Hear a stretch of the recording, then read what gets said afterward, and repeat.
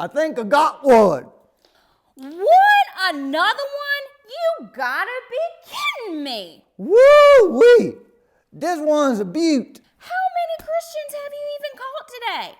Well, let me see. This is my third one today. 17th this week and 53rd this month. I'm on a roll. Oh, take a look at this one.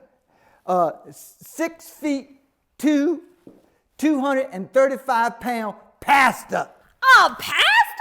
What? Come on, man. I can't even catch a back row Baptist and you called it pastor? Oh, stop your whining and take a picture with him. Fine. All right. All right. Say sinners. Sinners. Oh, man, you know what? This just ain't fair.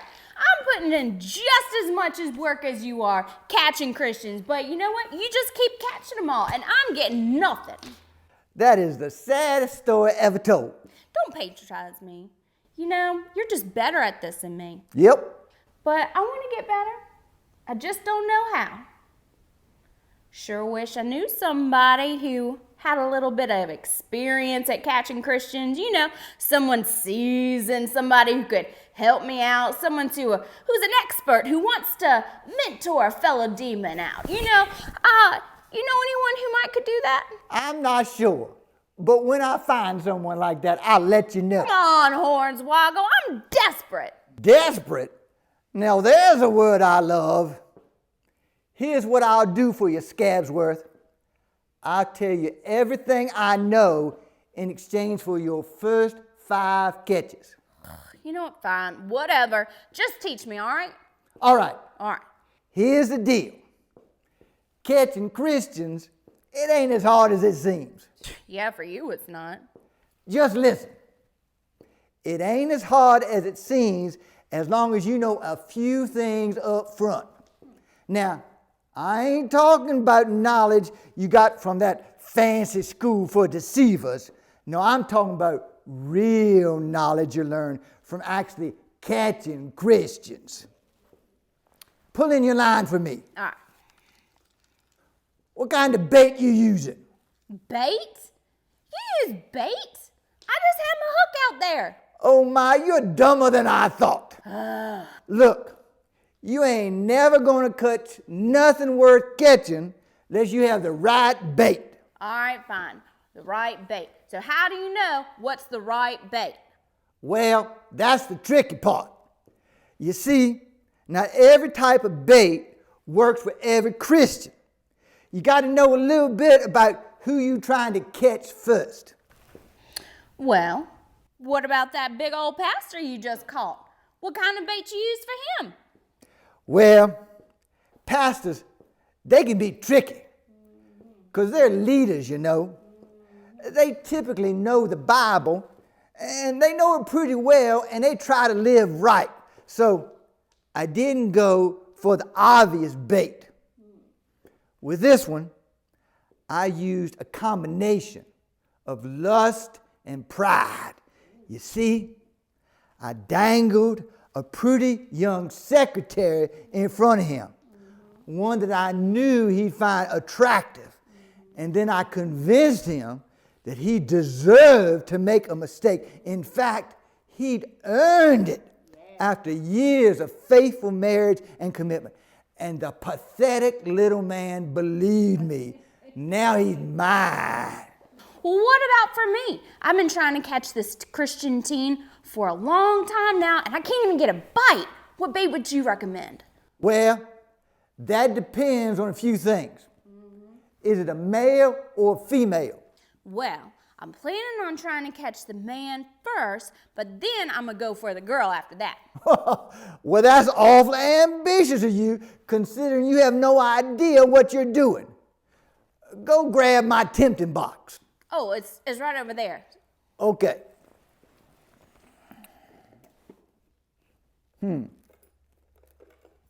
Yeah.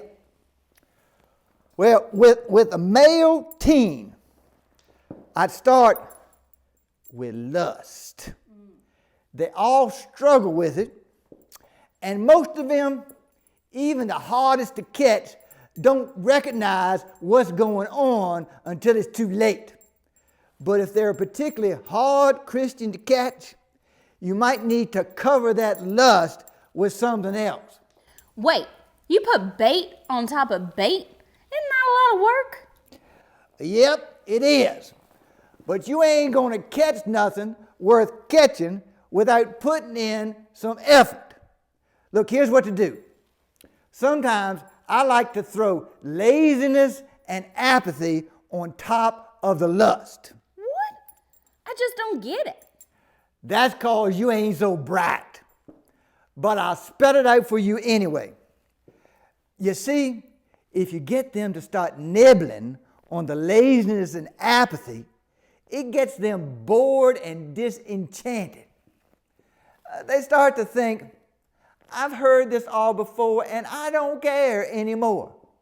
And then they start to let their guard down. And by the time they get to the lust, they ain't thinking with their right mind. They're just wanting something new and exciting, and that's when they're yours. All right, well, great. What about the girl? Well, it depends on the girl, but body image is always a good place to start. Most of these Christian girls floating around out here don't really believe that God made them the way He wanted them. No, they swimming around thinking He done made a mistake with them. Fools, I tell you.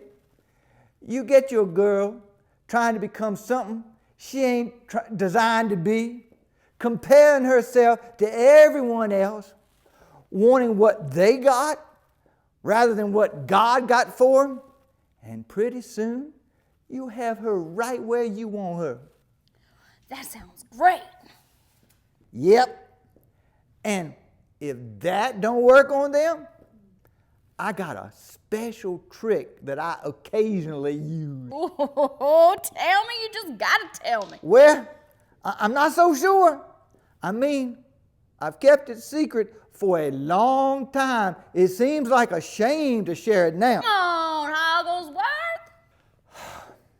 Well, if I notice that someone seems to have control issues, even if they've been swimming with the enemy for a while, I sometimes throw a little money on the line. Money? Really? How does that work? Well, so many of them got this idea that money is always a gift from God. It's not? Sometimes it is, but sometimes, well, sometimes they ain't meant to be rich. They don't know how to handle that responsibility. Get to thinking that money is all for them, that God wants them to be rich and lavish and wasteful. You see, they always forget about the warnings that's attached to riches. So I like to throw that money out there and watch them think that they living their best life now, when in fact it's me suckering them in. Before long, they nibbling on that line, developing an unquenching hunger for more that'll never stop until they breathe their last breath. All right. Well, I think I'm ready. Oh, one more thing. Where are you trying to catch them? Well, I've just been throwing the line all over the place and hoping I get a bite. This ain't a sport of chance. It's a game of precision. You see that group of Christians over there? Yeah, I see him. If you just throw that line over there, none of them probably going to get a bite. What? You see, when they're together like that, they're harder to catch. Even if one of them starts to nibble on the bait, the others will probably see the hook and try and help out their friend. What you got to do is wait for one of them to wander off on their own. That's when you throw out your line. That's when you got the best chance of catching your very own Christian. Oh, well, I see one all by himself right over there. All right. I got your line ready. Cast it out. See what you can do. Oh, I got one. I really got one. There you go. Now you're fishing for Christians.